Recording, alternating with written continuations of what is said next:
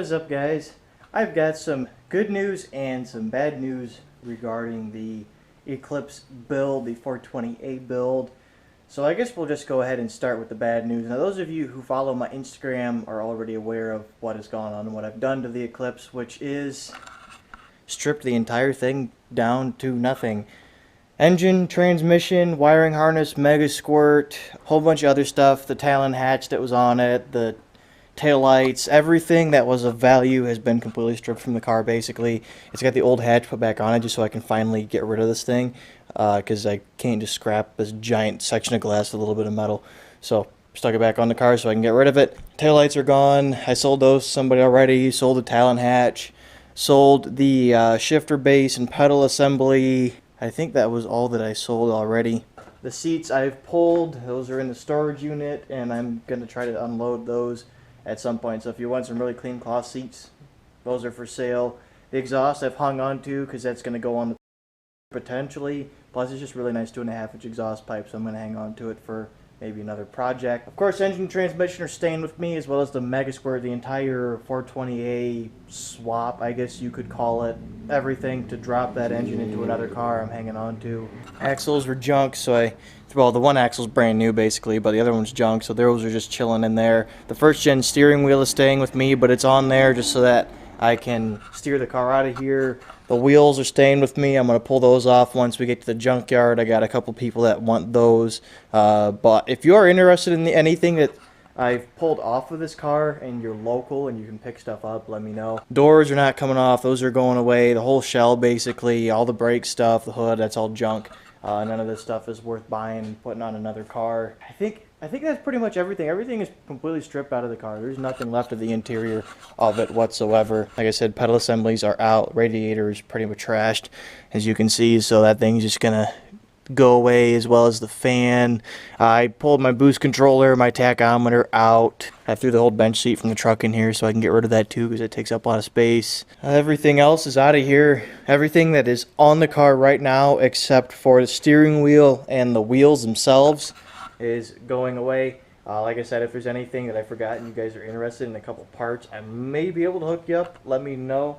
I also sold my facelift headlights, and I sold something else. I sold one of the other. I had another one of these pieces that went up here. I sold both of them. The guy that wanted to play around with them and see if he could make like a custom gauge thing out of it and stuff. So sold both of those. So yeah, that is what's going on. I know some of you are going to be disappointed because a lot of you guys are really looking forward to the Eclipse build, but this body is so shot. It's not as rusty as it could be. The rust on it is fixable, but like the thing, like the seam seal or the pinch welds down here aren't the prettiest. You guys probably can't see a whole lot. The frames are crushed really bad on either side. There is the rust down here, and then of course there's the rust in the strut towers. This whole thing I kind of ghetto rigged just so I could mount my radiator and stuff. And this thing's welded on because all the bolts were snapped out of it. I got holes in the quarters. Like, the thing's just pretty trash, and the suspension is totally wasted on this thing. It needs a windshield. It needs a window regulator now because the driver's side window doesn't roll down anymore. It's just trash, and it's going to be way too much money would have to go into this thing to even get it to a point where I could drive it comfortably again. That I'm literally just better off going and buying another shell. So the whole 420A build is going to take a bit of a change in direction. So everything I wanted to do to the engine is going to basically stay the same. I'm going to be pulling the head off of it and refreshing the one head, maybe putting cams in it, I'm not really sure, maybe porting it, I don't know yet, and checking the condition of the cylinder walls and my piston rings while the head's off, making sure all that is good, just to see if I can find out for sure, like nail down what the oil burning issue was, because I still don't know. And I'll put all new timing stuff on it, needs a water pump, things like that, clean the engine up, make it look nice. And then the transmission, it was having a pop-out issue, but I read online that it could be related to being low on fluid, so I'm hoping it was just low on fluid and that's why fifth gear was popping out. I'll find out. I'll replace the two seals that were leaking on it for the axles, and maybe open it up, crack it open and look and see if like a synchro's bad or a gear's stripped or something for fifth gear. But it still worked. I'll use it. and the clutch was still good. It didn't have like XTD stickers or anything on it like I suspected, and it looks like it's a stock flywheel that was on it as well. So I'm not really sure what kind of clutch was on it, but it worked great, so I'm just going to use it again, probably pull it off, clean it. I really want to see if there was a lightened flywheel on it, like a 10-pounder or something, because the thing just had a really bad like idle surge. As far as what I'm doing into the engine, basically everything's going to stay the same. I'm going to try to get as much power out of that stock bottom end as I can, and maybe build another bottom end on the side while I'm running it. I really want to try to break 250 out of it, 250 horsepower to the wheels. It would be really awesome to see 300, but that thing would pop, I'm sure, at 300 horsepower. But we'll see. So it's still going to get turbocharged. The Mega Squirt's still going to be with it. Everything engine and transmission wise is going to stay the same. I do want to buy a built transmission for it at some point so I can have LSD and just have a fresh trans that doesn't have those stupid fiber synchros in it that have a tendency to go bad. But I'm not going to be going to another Eclipse or another 420A DSM of any sort. I'm kind of over this, and I'm going to get something that I've wanted to do for a very long time. And the 428 is going to go into a first generation Neon. I haven't picked out a car or anything. I haven't even started looking. I'm probably going to get the engine dialed and ready to be dropped into the next body that I get, and then go find a clean car and then be ready to just swap everything in and go. I've got the manual transmission. I saved my shifter cables. So all I have to do is find a Dodge, and it can be automatic, it can be single overhead cam, it doesn't matter because I have a full dual overhead cam swap harness ready to drop in. It's full standalone, so I can just rip all the stock wiring out of it, drop mine in and be done, and the thing will fire up and run just like it should. So I'm way better off just getting a Neon. The Neons are also, they're smaller, they're a little bit lighter, and they're a lot more low profile, which is something that you guys are already aware of that I like. I like cars that don't scream fast when you just look at them, especially one that isn't fast at all. And they're a lot more comfortable. I don't know. I think I've been obsessed with them ever since like Need for Speed Underground had one in it. It was like one of my favorite cars in there for some reason. Plus, I would love to go all Mopar with everything instead of having, this weird hybrid Mitsubishi Chrysler chassis thing with, Mopar engines in it. So first generation Neon, it's going to be fun. We're going to still basically go the same direction, engine and, power wise with the 420A. It's staying with it. It's going to be really cool to have the 420A layout with the intake in the back and exhaust in the front and a Neon. That's the car. This is going bye-bye tomorrow, actually. I drove this thing here yesterday at about like 10 o'clock, and now the thing's totally stripped and ready to go, so it didn't take very long. This car was very easy to rip apart because it was partially like, I'd pretty much stripped the engine bay while I had it before, cleaned it all up, so there wasn't a bunch of extra garbage all over it, and the interior was pretty much completely gutted. So it didn't take very long to get that engine out. A friend of mine let me borrow his engine hoist because most of you guys know mine was stolen last year, so I don't have one anymore.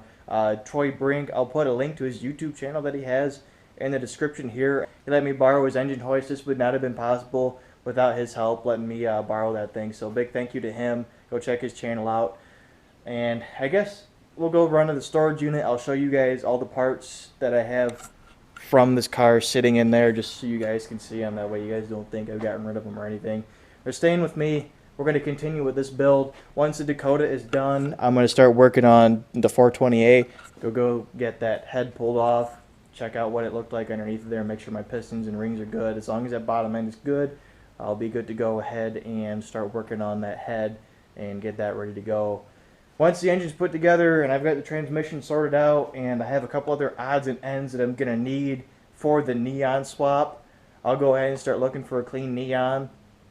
It doesn't need to be running and driving or anything. It just needs to be rust-free, not been in an accident or anything like that. I really want a 4-door, and I would love to get something with like a base model one with like crank windows and stuff, just so it's as simple and clean as possible. That way, if I ever do go full race car on it, it's a lot easier to clean out and strip and accomplish that with. So let's go down to the storage unit and I will show you guys all the parts that I removed. Alright, here we are. And there is the 420A just chilling right here. It's got, of course, all the same stuff that I had on it before. You can see my idle control valve, the newer alternator. I left a bunch of stuff hooked up to it, wires, harnesses. Removed the harness from back here so I wouldn't get it hung up. It's got all my deletes and everything. This is where it's going to sit basically until I have a neon chassis, or actually until I'm ready to start working on it. When truck is done and I'm ready to start pulling head off and stuff. I'm going to get the truck done first before I start playing around with this, like I said, and then it'll be time to go buy an engine stand, pull this thing apart, and start digging into it. There's the exhaust eBay header, which I'll save for the neon, at least for a while. The car's naturally aspirated. I had to cut these two sections apart. This was the rear section. There's the front section with my little glass pack and the resonator and stuff. This was also the cat delete section of it, because I used that to delete the cat. All of this pipe I can clean up and paint, make look nice, and not have it be rusty, so it'll actually last. And there's boxes here. This one has randoms. Also, I got OZ edition gauges for a 2G if you want them. But there's not much else. Oh, I got a first generation wheel I'll sell you, because obviously I don't need the first gen wheel anymore. So if anybody wants a first gen wheel with the matching Mitsubishi horn button, which is right there, I'll hook you up. Let me know. Anybody local, I'm not going to ship stuff. It's not worth all the trouble, at least for how few parts I have. By the way, this is all the Mustang parts still here, and 2.3 turbo blocks still here. They still exist. There's one back there, then this front one up here, my manifold and stuff. The whole bottom end is in one of those boxes. And then there's some Dakota parts in here, more Mustang parts. The seats from the Eclipse, I hung on to those, of course. One of these boxes, this one right here has all the transmission bolts and motor mounts and stuff. This bottom one down here has the wiring harness, the Mega Squirt, and all that stuff in it. And then randoms box. Yeah, this is where this is all going to sit. It's going to be nice and safe, out of the way. When I'm ready, come back here, we'll pick this thing up, and we'll get that head pulled off and start inspecting this bottom end, see what kind of shape this thing is in, and just decide where to go from there. If the bottom end's bad, I'll buy pistons and rods for it. That's going to be the end of this video, guys. I hope that you are looking forward to the new direction for this build, I guess, and I will see you guys later.